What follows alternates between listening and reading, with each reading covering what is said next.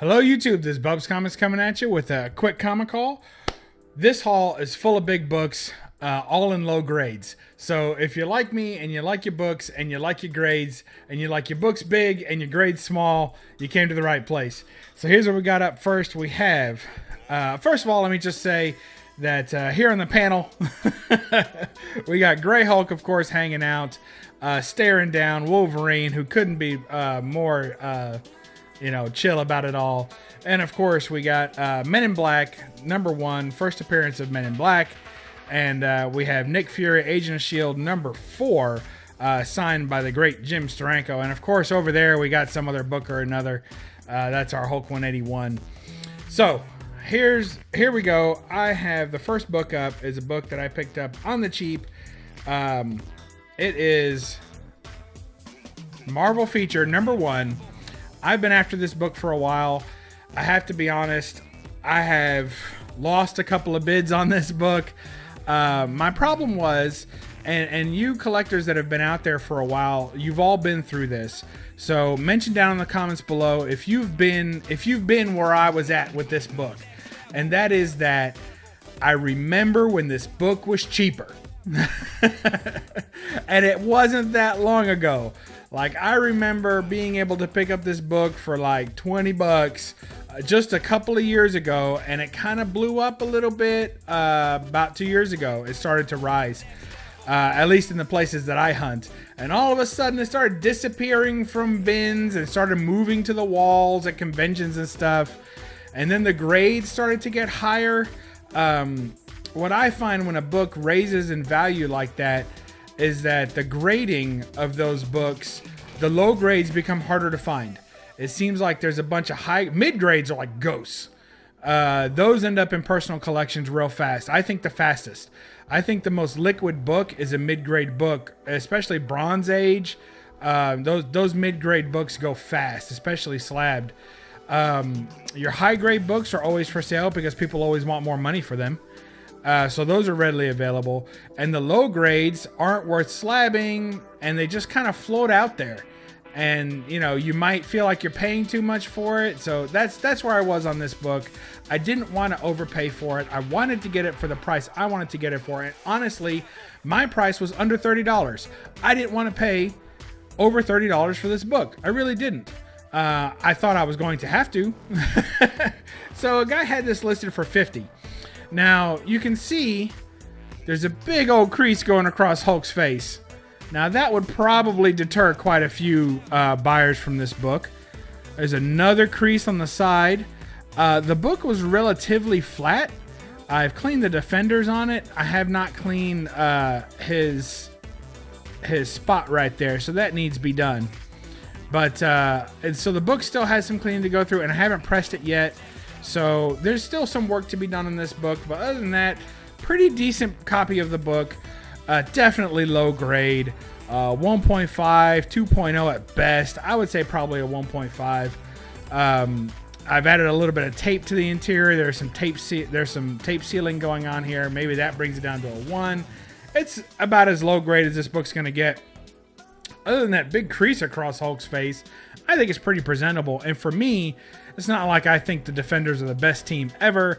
I think they're a fun team. They're a rotating door team. I like when teams get constantly new members all the time. I enjoy that. Other than the X-Men. I kind of like my X-Men to be, 90s era, the new team. I kind of like that team. Once they added Gambit and Rogue, I felt like that book was done. You didn't need any more characters. But that's just me being a fanboy of the TV show, really, of the cartoon.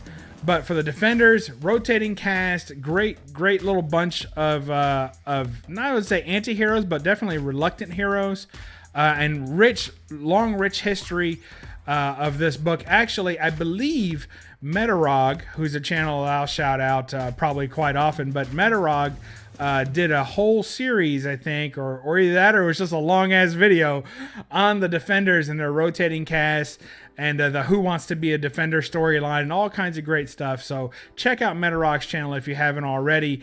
And, there you go. Find out some more about the Defenders. But as for me, I wanted to pay about 30 bucks for this book. It's been on my want list. at $30 for a few years. And what happens is I'm seeing the books dwindle in availability in low grade and the price going up. So anyway, finally I thought I'd bite the bullet. They had this one for sale for $50, and I said, you know what?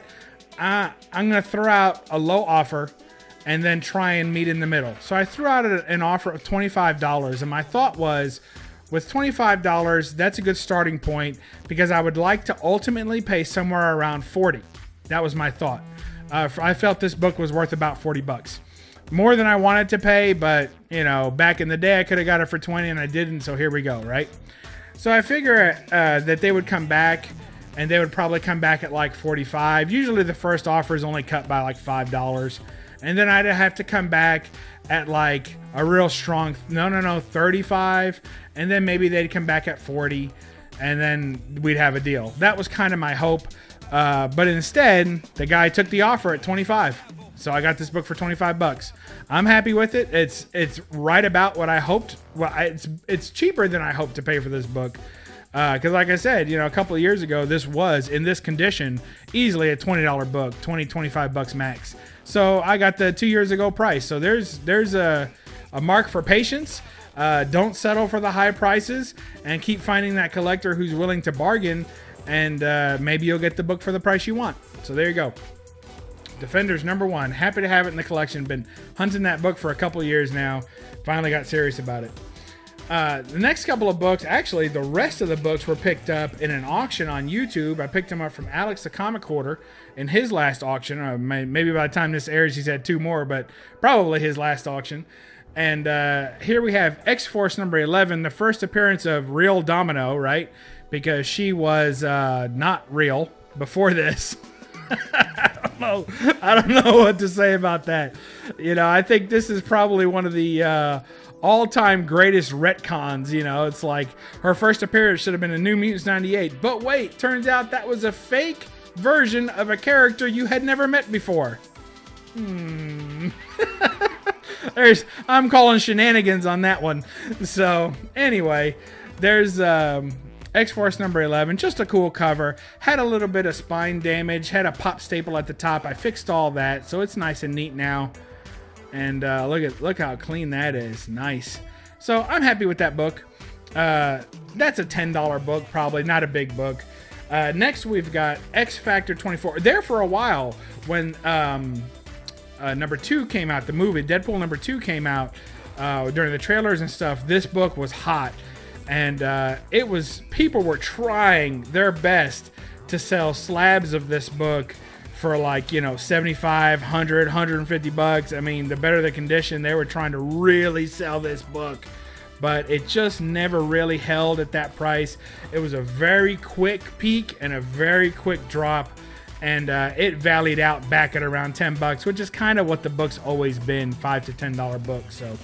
So I was happy to pick that up. I bought these in a lot, so between all the books, I paid $5 a piece. So I didn't have that one, so it was one I was after. This next one I didn't have either. X Factor 24, first appearance of Archangel. I don't know why I always liked Archangel as a kid, because I don't think he was that prominent in the comics, but I'm pretty sure I had the original Toy Biz toy of Archangel. And also in the video games, he was in a lot of the video games. So I enjoyed Archangel as a kid. And Newsstand, yeah, whatever. I like the Newsstand books personally. So there you go. First appearance of Archangel, X Factor 24. This is a book I already had, but I'm not going to pass it up. And this is Uncanny X-Men 129. This is in remarkably lower grade than the book that I already have, but this was all a low-grade lot, so I'll take it. It's the first appearance of Kitty Pryde, and also the first appearance of Emma Frost. So it was funny because Kitty Pryde gets more recognition. Like when you see this book, a lot of people say that's first appearance of Kitty Pryde. Like people are quick to note that, even though she's not on the cover. However, being at the first appearance of Emma Frost, I think maybe in prior continuities, Kitty Pryde was a more important character. But I think as far as X-Men villains that have gone back and forth between being a villain and being a hero, I think Emma Frost is way up there. I mean, Mystique's kind of gone back and forth a couple of times, but mostly she's a villain. Most of them stay on the villain side, but at one time, Emma Frost led the X-Men. And that's quite something considering her beginnings with the Hellfire Club and coming from, you know, the pure evil kind of that she was during the Dark Phoenix saga and all that good stuff. I mean, coming back from that all the way to leading the X-Men is pretty huge. And having that her first appearance coincides with the first appearance of Kitty Pryde, whom they have a very contentious relationship in the comics all throughout the continuities. I think that's a pretty big deal. And it's worth noting both are in this book. First appearance, key book, super key book. You know, cover's pretty good. It's got Wolverine featured right there. Can't go wrong there. Colossus and Storm. Great stuff. Great story. One of my favorite storylines starts here. All right, well, includes this. So very, the Hellfire Club and the Emma Frost and all that stuff is great. Leading into Dark Phoenix, all just great, top-notch stories. Gets my seal of approval. Where's that seal of approval area? There it is. That's what it gets. It gets my seal of approval. Also, speaking of the cartoon, let's jump into the Uncanny X-Men 244, which is the first appearance of Jubilee. So I think this is pretty close to finishing off my first appearances. Now, if I wanted to be honest with my X-Men first appearances, I needed X-Men 1. That book's not completely off my list. It's just when the price raised on it, and rightfully so. That is a very key book. What's it got, like 7 first appearances or some ridiculousness like that? That is definitely a key book, but it was not on my high enough on my list. I wanted a giant size X-Men #1, which is still the book I preferred, and I have that. So, but when I think about the cartoon, which I was a big fan of, the X-Men, the animated series, Jubilee is in the mix. You got to include her. I wish she was on the cover, but she's not. But anyway, so you got that. Very pleased to have that. And so someday I'll probably end up getting an X-Men #1, and that will be the completion of my first appearances from the cast of X-Men. And somewhere I guess I got to hunt down Morph, but I'm not real excited about that. So, but I already have the first blue beast, or the first furry beast. So to me, that counts more than X-Men 1 for Beast. So the only thing I'd be missing would be Jean Grey, Professor X, and Cyclops, right? Yep, Jean Grey, Professor X, Cyclops. Those are the main 3 first appearances that I would need to collect in X-Men #1. So, and last but not least, we got X-Men 266. Crazy to throw this key out at the last book of the haul, really. But really it is, because it's so low grade. But it presents really well. Like, honestly, if this was the first book that I got of X-Men 266, I probably would not have bought another one, because it presents so well. Since then, I've won one in a contest, and my original book I kind of gave away, kind of sold. It's kind of a weird thing, but I moved it out of the collection. But I tell you something, I missed the barcode. My original copy had a barcode. It was in lower grade than the one that I won in the contest, but the one I won in the contest is also a direct edition with the Spidey head.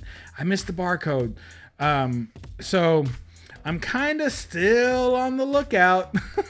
I should have never gave it away, right? But I'm still on the lookout for a newsstand version of this book. And if I had that, then I'd probably get rid of this one, and I still keep my high grade, and I might go ahead and slab that. Maybe. I may never send anything to CGC again, but that's another video.